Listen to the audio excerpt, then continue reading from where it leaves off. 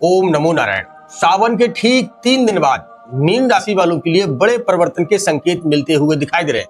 जी हाँ मित्रों, 21 अगस्त 2026 से ही एक ग्रह नहीं 3 ग्रह यहाँ पर स्वराशि होने को जा रहे हैं। यह सितंबर का महीना 1 सितंबर से लेकर और 30 सितंबर के बीच में ग्रहों गोचर के हिसाब से मीन राशि वालों के लिए यहाँ राहत की सांस रहेगी। जी हाँ मित्रों, मैं आपको अपने मुंह से यानी कि आपको बनी बनाई बात नहीं बेचता हूँ।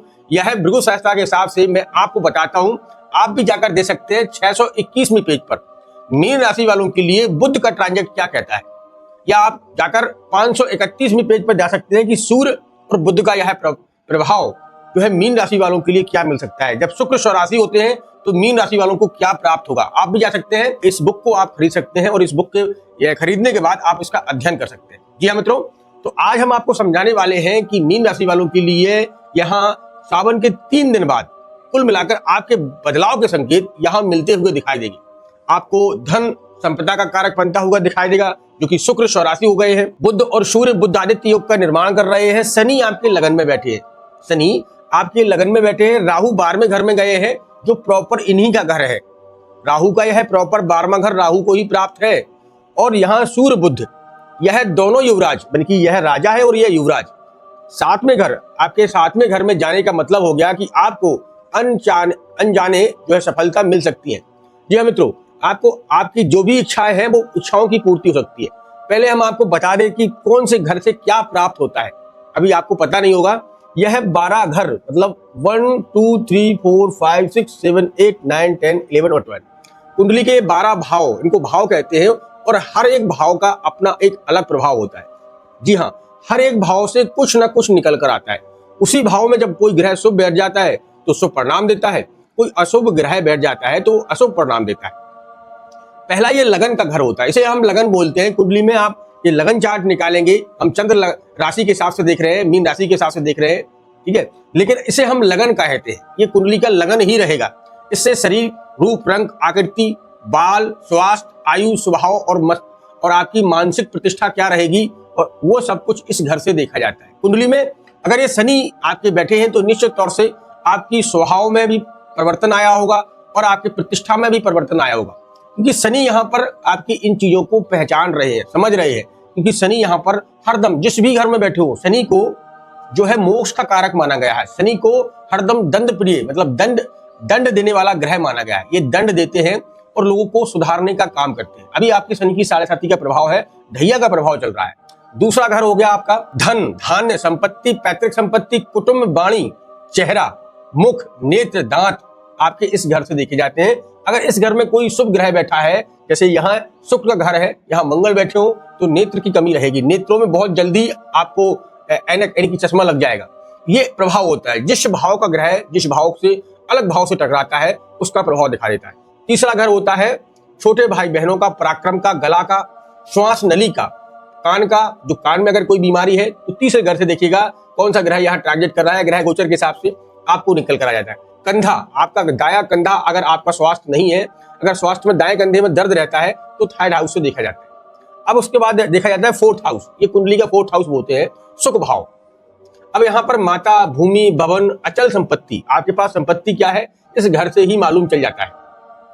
अगर यहाँ कोई शुभ ग्रह बैठा है तो आप संपत्ति को और बढ़ाएंगे, अपने माता पिता के द्वारा मिली संपत्ति को और भी अधिक जो है बढ़ाएंगे, उसको दुगना कर देंगे। अगर यहीं कोई अशुभ ग्रह बैठा है तो माता पिता से जितनी भी संपत्ति आपको मिली होगी उसको भी नष्ट कर देंगे। ये अचल संपत्ति का है। आपकी जन्मभूमि का घर है, आप जन्मभूमि पर ही रहेंगे या जन्मभूमि से बाहर जाकर ही आपको लाभ मिलेगा। ये जन्मभूमि का घर है, ठीक है। घरेलू सुख शांति, घर में कितनी सुख शांति है आपके में, इस घर से देखकर ही ज्योतिष आचार्य निर्णय ले लेते हैं कि इस व्यक्ति घर में कितनी सुख शांति है। अब ये 5वां घर है कुंडली का, ये पंचम हाउस कहते हैं, 5वां घर है। तो 5वें घर से विद्या, आपकी कितनी योग्यता है, आप कहां तक जो है एजुकेशन प्राप्त कर सकते हैं, आपकी कितनी एजुकेशन रहेगी और किस पद तक जाएंगे। दूसरा बुद्धि और संतान, आपकी कितनी संतान होगी, लड़का होगा या लड़की होगी, इस घर से निकाला जाता है, ठीक है। प्रेम, आपके प्रेम प्रसंग कितने रहेंगे, ये इसी घर से देखा जाता है। प्रतियोगिता, खेल कूद, मतलब आप क्रिकेट में हो या क्रिकेट खेलते हो, वॉलीबॉल खेलते हो, हॉकी खेलते हो या चेस खेलते हो, जो भी आपका खेल है इस घर से देखा जाता है। परीक्षा, शेयर मार्केट, सबसे बड़ी चीज है, परीक्षा में आप उत्तीर्ण होंगे या नहीं होंगे इस घर से देखा जाता है। शेयर मार्केट, यहाँ शेयर मार्केट से आपको लाभ होगा या हानि होगा, इस घर से ही जोड़कर देखा जाता है। ठीक है, इसके बाद आता है आपका छठवां घर। ये कुंडली का छठवां घर है। इससे आपके पेट से पाचन संबंधित, आपको अगर पेट में कब्ज आ रहा है, पाचन संबंधित कोई परेशानी है, आपके गुर्दे में कोई कमी है, नाभि में है, ठीक है, कमर में है, मामा का रोग है, यहाँ पर अगर आपका मामा पीड़ित है, मामी पीड़ित है, नाना पीड़ित है, इस घर से देखिएगा, आपको देखकर मालूम चल जाएगा कि इस घर में कौन सा ग्रह बैठा है या पीड़ दे सकता है। यहाँ ऋण आपके ऊपर कितना रह सकता है, मतलब आप कितना ऋण लेकर रहेंगे जीवन में, या ऋण किसी का चुका पाएंगे या नहीं, या ऋण आपके ऊपर बना रहेगा जीवन काल तक, इस घर से देखा जाता है। इसमें नौकरी भी देखी जाती है और घाव, मतलब अगर आपके शरीर में कोई घाव है, उस घाव को भी इस घर से देखा जाता है। इसके साथ में चोरी, अगर आपके घर में कोई चोरी हो जाए तो इस घर से ही देखा जाता है। इसके बाद आता है सातवां घर। ये सातवां घर, सप्तम हाउस कहते हैं इसको। इससे पति पत्नी के दोनों का इसी घर से देखा जाता है। व्यवसाय, दैनिक रोजगार, आप क्या कर सकते हैं, दैनिक रोजगार जो होता है वो आप क्या करेंगे।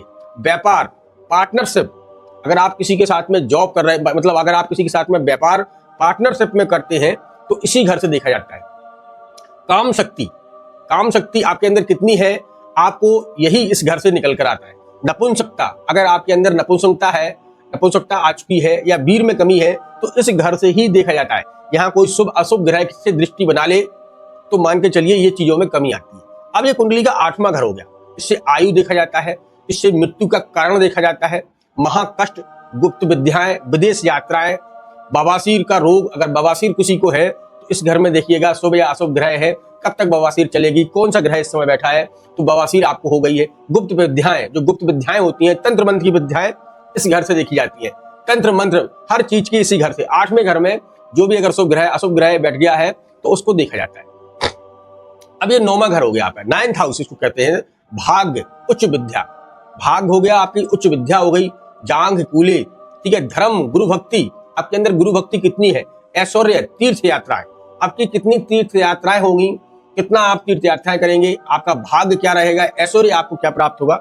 इस घर में अगर आपका शुभ ग्रह बैठा है और शुभ ग्रह की दृष्टि बैठी है, बनी हुई है, तो जीवन भर आप ऐशो आराम का जीवन व्यतीत करेंगे। और यहीं पर अगर अशुभ ग्रह बैठ गया, राहु शनि बैठ गया, उस पर दृष्टि बन गई या केतु बन गया, तो जीवन भर संघर्ष। भाग्य है ये, गुरु का घर है। अब इसे कहते हैं 10वां घर, 10th हाउस, समझिएगा। पिता, सरकार, रोजगार, अच्छे बुरे कर्म, पिता की संपत्ति, राज से लाभ, सरकार से कितना लाभ मिलेगा, इस घर में शुभ ग्रह बैठने से बैठता है। यहाँ शुभ ग्रह भी शुभ परिणाम देते हैं, अशुभ ग्रह भी शुभ परिणाम देते हैं। शुभ ग्रह तो अच्छे परिणाम देते ही हैं, लेकिन अशुभ ग्रह भी शुभ परिणाम देते हैं, ठीक है। अब इसके बाद आता है, ये है 11th हाउस, ठीक है। इसको कहते हैं आमदनी, धन की प्राप्ति। आपको कितना धन प्राप्त होगा जीवन में, कितनी जगह से धन प्राप्त होगा, कैसे कैसे आप धन कमा सकते हैं। ये घर होता है, इसमें आप कितना पैसा होगा, भाई बहन, आपसे बड़ा कोई भाई है तो यहाँ से भी देखा जाता है और यहाँ से आपका बड़े भाई कितने हैं, बहन कितनी आपसे बड़ी है, इस घर से देखा जाता है, ठीक है। इसका ये हो गया 12वां घर। 12वां घर क्या है, खर्च, भोग, विलास, हानि, धन नाश, हानि होगी या धन नाश होगा आपके 12वें घर में अगर किसी ऐसे ग्रह की दृष्टि बन जाए जो आपको भोग विलास की ओर ले जाए। सुख, आपका बिस्तर का सुख, जो आपको बिस्तर पर सुख मिलता है वो कुंडली का 12वां घर ही कहता है। कितनी आपको नींद आती है, कितने आप जागते हैं, या आपको कारागार हो सकती है, या आपको कोई जेल हो सकती है, ये जेल का भी घर है। बंधन, मतलब बंधन, आप किसी के बंधन में बंधे हुए हैं, या आपको किसी को बार बार याद आती है, किसी से आप अटैक्ट है, तो ये 12वें घर में मान लीजिएगा कोई ग्रह ऐसा बैठ गया है जिससे आपको उससे छोड़ने नहीं दे रहा है, ठीक है। और उसी के साथ में शरीर में हानि, अस्पताल है, बाईं आंख, इन चीजों को देखा जाता है। ये कुंडली के 12वें घर है, सभी के सभी हमने आपको बता दिए। अब यहाँ देखिएगा, यहाँ पर सूर्य बुध, जैसे यहाँ सूर्य बुध बैठे हैं तो बुध यहाँ उच्च गहन का उच्च का हो गया है, मतलब अपने ही घर में बैठा है। तो मीन राशि वालों के लिए व्यापार के लिए पार्टनरशिप, मैंने कहा ना बुध और सूर्य है, यहाँ पार्टनरशिप का घर है। यहाँ व्यापार की दृष्टि से आपको अनेकों अनेक लाभ मिलते हुए दिखाई दे रहे हैं। यह समय सितंबर का महीना आपके लिए लाभ का संकेत देता हुआ दिखाई दे रहा है। दूसरा, 2 सितंबर 2026 को शुक्र जो है अपने उच्च स्थान पर जा रहे हैं, यह लाभ का संकेत दिखाई दे रहा है। तीसरा, मंगल कर्क राशि में गुरु मंगल के साथ में आ रहे हैं, यह शुभ संकेत आपको मिलता हुआ दिखाई दे रहा है। आपको एक अच्छे अवसर मिलते हुए दिखाई दे रहे हैं। दोस्तों, ये जानकारी आपको कैसी लगी मुझे कमेंट बॉक्स में लिखकर बताना। मिलते हैं बहुत जल्दी, तब तक आप अपना ख्याल रखें, सुरक्षित रहें। धन्यवाद। जय श्री राम।